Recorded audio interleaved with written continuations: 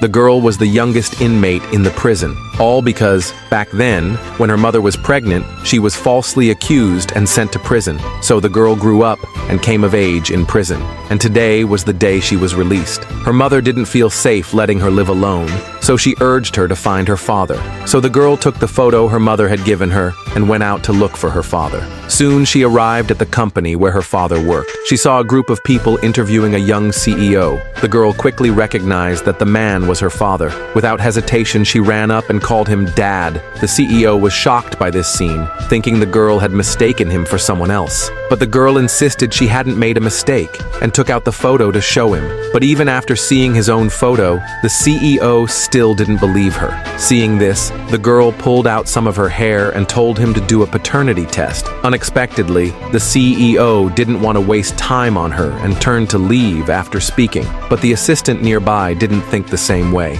He believed there was definitely something off about this. So he took the girl's hair sample to investigate on his own. After doing all this, the girl went to the prison to tell her mother what happened. She questioned her mother, asking why her father refused to acknowledge her. Helplessly, the woman made excuses for the CEO. It turned out the woman was once the daughter of a wealthy family. She and the CEO used to be lovers. But after her father died of illness, her vicious uncle and cousin tried to seize her father's inheritance. They even used the CEO to threaten her. If she didn't give up the assets, the CEO's life would be in danger. Helplessly, she broke up with the CEO unilaterally. This led the CEO to misunderstand her, and the woman was imprisoned after being framed by her uncle. Now, she only hoped her daughter could live a good life, free from threats by the uncle's family. But what she didn't know was, on the very first day the girl returned home, the uncle and cousin showed up. They directly asked the girl where the safe key was, but the girl had no idea where it was,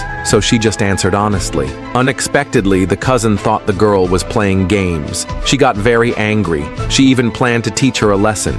Meanwhile, the CEO's parents heard that a girl came claiming to be family. They came to the CEO's company to ask about it. When they found out their son had driven the girl away, they were deeply disappointed. Before they could respond, the CEO left, using a meeting as an excuse. As the CEO's parents grew upset, the assistant brought out the hair samples of the girl and the CEO, preparing for a paternity test. The results came out quickly. The assistant happily announced that the girl was indeed the CEO's daughter. Only then did the CEO remember his past with the woman. He realized the girl was their child. His parents were also very emotional when they saw the report. The top priority was to find out where the girl was and bring her back home. But what they didn't know was the girl was in danger at that very moment. The uncle and cousin were searching the house for the safe key, but they couldn't find it. So they set their sights on the girl again, asking where the key was. But when the girl said she didn't know,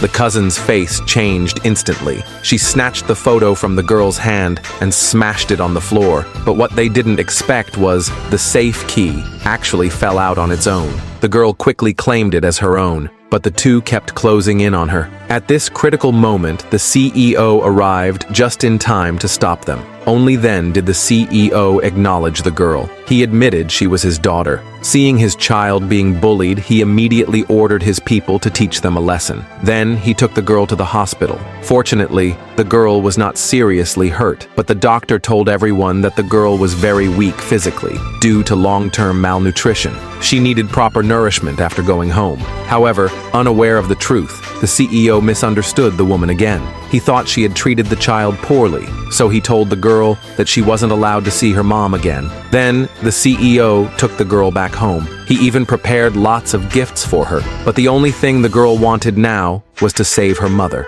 However, her father didn't seem to like her mother. She didn't know how to bring it up. Soon, it was lunchtime. The girl noticed some of the dishes were her mother's favorites, so she asked if the leftovers could be packed up. The CEO immediately asked her why. The girl said she wanted to bring them to her mother. As soon as she said that, the atmosphere turned tense. But the CEO didn't oppose her. He ordered someone to pack the food for her, and he used that moment to leave the house. The girl then went with the butler to bring food to her mother. Unbeknownst to her, the CEO had secretly followed her. He was trailing her from behind. Soon, he followed the girl to the prison gate. The assistant, seeing this, was very puzzled. He guessed that the woman had been imprisoned. As soon as the girl got out of the car, she walked up to the prison guard and asked her to deliver the food to her mother. She also asked her to tell her mom that everything her mother had told her to do, she had done well. She told her mother not to worry. The prison guard looked at the girl with deep sympathy after hearing that. Just as she was about to say something,